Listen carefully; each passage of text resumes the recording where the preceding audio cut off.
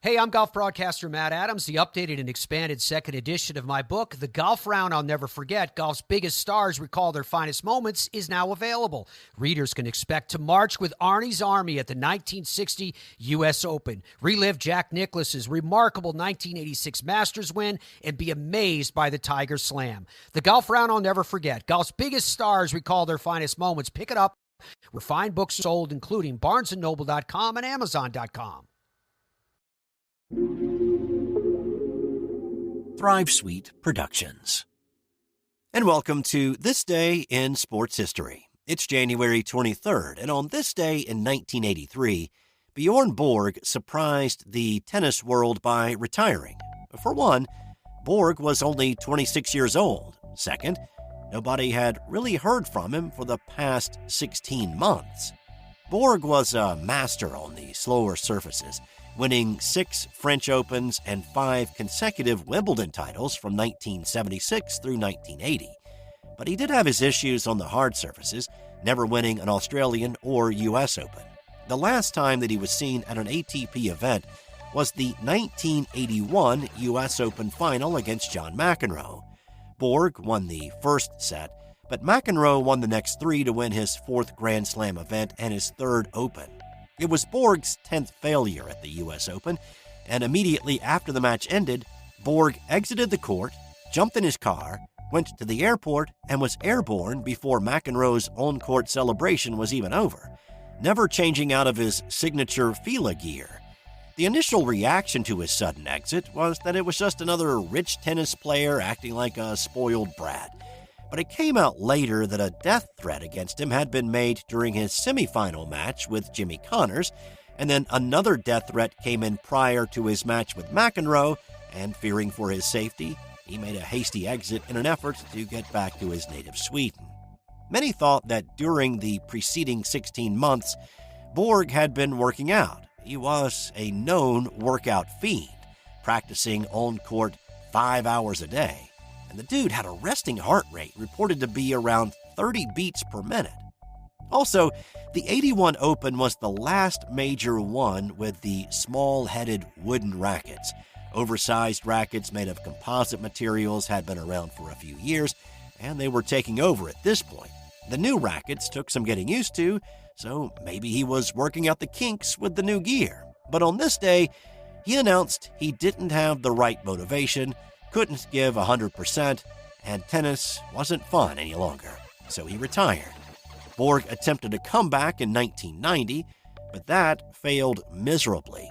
At age 34 then, taking on much younger competition, he lost all 12 of his matches he played and retired for the final time. There are a lot of what-ifs in looking back at Borg's brief but illustrious career that ended on this day in 1983.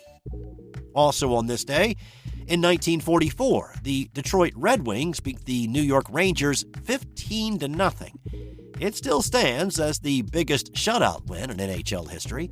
So you might be asking, did Rangers goalie Ken McCauley make any saves that night? And yeah, he did.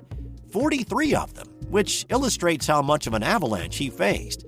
By contrast, Detroit's goalie Connie Dion only had to make 9 stops. In one 4-minute span, the Red Wings scored 4 goals. Speaking of odd scores, back in 2000, the St. Louis Rams beat Tampa Bay 11-6. It took a Kurt Warner to Ricky Prohl 30-yard TD strike to score the game's only touchdown and break open a 6-5 game. That 11-6 score stood alone as a Scorigami until last year when the Jets beat the Dolphins by that score. Now, if you don't know what Scorigami is, it is fascinating if you're a numbers person, and I've put a link to a video explaining Scorigami in the show notes. And in 2015, Golden State's Klay Thompson set an NBA record by scoring 37 points in a quarter in a 126-101 win over Sacramento. That's all for today. Thanks for stopping by and giving this episode a listen. If you like the show and have a brief moment, how about leaving a 5-star review and a comment on Apple Podcasts? That would be greatly appreciated. Also, check out the show notes for other ways to help the show. Have a great rest of your day, and I'll be back tomorrow with another This Day in Sports History. Hey there, sports history fan. This is Arnie Chapman, aka the Football History Dude, and I hope that you enjoyed this recent episode presented by the Sports History Network and were able to learn some good old-fashioned sports history knowledge nuggets. I started the Sports History Network back in 2020 with the mission to help podcasters find a community of like-minded sports history nerds, as well as helping aspiring podcasters to start their own shows. We have a little bit over 30 shows on the network right now covering all sorts of sports history, but as far as I'm concerned, we're just at the toothpick in the ocean moment, that can't even figure it out because there's so much more coming. We wanted to create the ultimate headquarters for sports yesteryear, starting with Podcast Network and our website, but we're going to continue to move into other mediums as well. And here's the cool part, because we want you to be part of our team. So if you're interested in starting your own podcast, or maybe being a guest on one of our shows, or who knows, maybe even writing an article for us over on the website. Seriously, all you gotta do is reach out to us on the contact page over at sportshistorynetwork.com. You can be as technologically savvy as a Neanderthal tapping on a stone trying to figure out this whole hieroglyphics thing back in the day. Again, it doesn't matter, because even if you don't understand the whole podcast space, we have a production team that can pretty much help you out with doing everything. All you gotta do, head over to sportshistorynetwork.com, head to the contact page, fill it out. That message goes right to me, and I'll reach out to you as soon as I can. But for now, dude, I'm through if you're through.